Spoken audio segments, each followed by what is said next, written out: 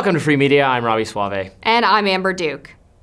Podcast giant Joe Rogan says Democrats are failing to course correct after their historic loss this past November. Let's watch. They're not course correcting at all. You know, they're saying stupid shit. It's all nonsense. Their understanding of social media and the dynamics that you set up by having completely state-controlled mainstream media where they only said the narratives that you guys wanted. They all said it in step. So you could watch different programs repeat the exact same words, exact same phrases. We know they got talking points. We don't trust you anymore. We don't trust the New York Times. We don't trust the Washington Post. We don't trust CNN or any of the MSNBC, where they're all full with propaganda. Yeah. And so that's why the internet rose. It's not because there was some sort of a fucking right-wing conspiracy and heavily funded. No, you guys suck.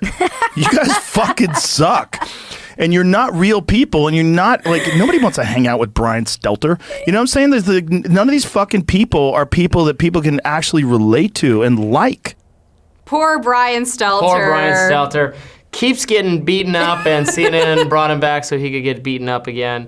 There is something to what Joe Rogan is saying, that although Rogan thrives in a different media environment, he's in this alternative podcast world where you talk to people for 3 hours about their lifestyle, what they share something genuine about them, comparing to, mainstream cable news, which is these quick interviews where you're trying to glean insightful politics out of people. Obviously, I think the media has done a terrible job in recent years, decades more, of fairly covering both sides or all sides of our political dynamics. Took a lot of deserved criticism for Hunter Biden laptop, and of course for COVID, where they really just totally outsourced everything to public health experts, and then aided in the efforts of the federal government to shut down dissent on these topics on all kinds of social media platforms. And now their ability to do that is totally over, maybe forever. It certainly feels like they're not going to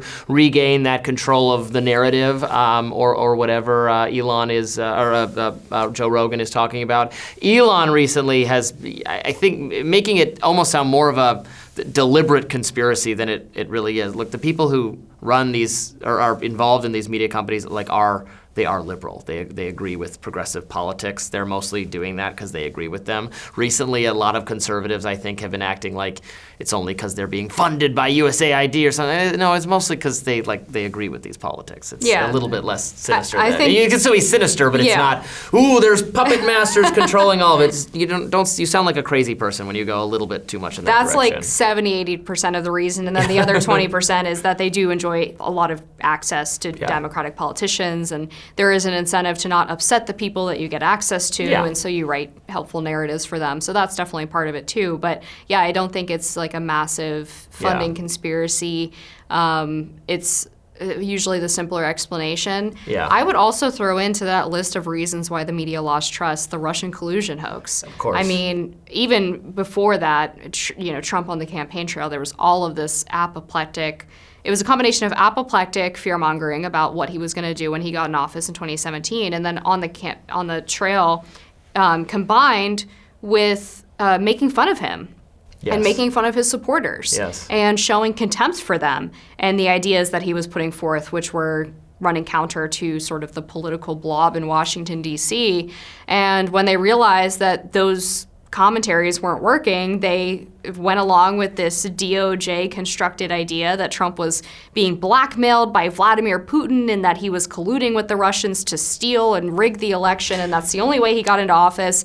And then it turned out that there was actually a circular confirmation process happening between the FBI and the media, where an FBI's confidential source would leak the dossier or other related compromat on Trump to the media, and then the FBI would grab the media article and say, see, CNN reported on it, we're adding that to our file because we now have verification that it's true. Yeah, the full-on hysteria from the mainstream media on this subject from like 2017 to, I mean, in particular 2017 to 2019 and then a little bit after still, is actually, it was so severe, it's almost faded from memory now a little bit because it has been substantially debunked. Even, honestly, among mainstream media, people have backed off it significantly.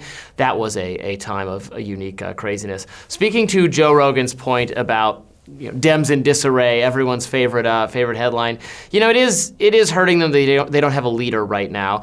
I have been shocked to the degree that it seems to me to be the case that Kamala Harris intends to remain on the political scene and maybe make a bid again to be the presidential candidate. It sounds, what I'm hearing, tell me if you're hearing different things, I am hearing that she sincerely does want the California governor job. That's crazy to me that she would want to do that. After being vice president, she would do a less prestigious job that's harder to do, that involves way more actual work, to use as a stepping stone to go through this humiliation again. I am honestly shocked. These people, I can't relate to that. Like after being rejected on this level, I thought she would just want to be a media figure or get some, make that money, girl. She wants to be president that badly. It's crazy to me. She obviously does not live in reality. I can't relate to be fair, when you're talking about all the work that goes into being California governor,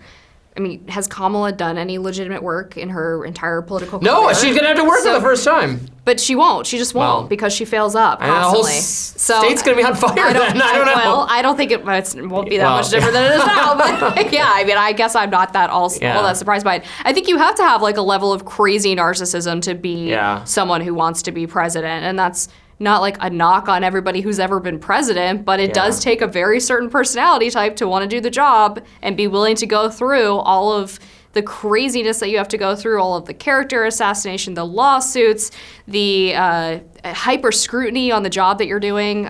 It's built for a certain breed. I certainly wouldn't want that job. No, sir, not for me either. Thanks for watching Free Media this week. Tune in next week for more of our hot takes and follow us at Reason Free Media on YouTube. Thanks so much.